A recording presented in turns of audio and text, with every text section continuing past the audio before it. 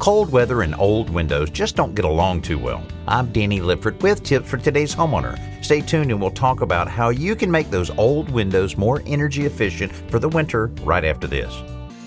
Got any tools on your Christmas list? You're in luck this year. Today's homeowner has teamed up with Woodcraft to provide one lucky winner $1,000 worth of tools and woodworking supplies. Now through December 15th, enter the Tools Under My Tree giveaway at todayshomeowner.com/giveaway to win a $1,000 Woodcraft gift card. Again, it's very easy to enter. Just log on to todayshomeowner.com/giveaway. If you have old single-pane windows, chances are you're losing a lot of energy dollars. The best solution is installing new insulated glass units, but that's an expensive fix and frankly not in everybody's budget. Here's a low-cost solution to get you through the upcoming winter.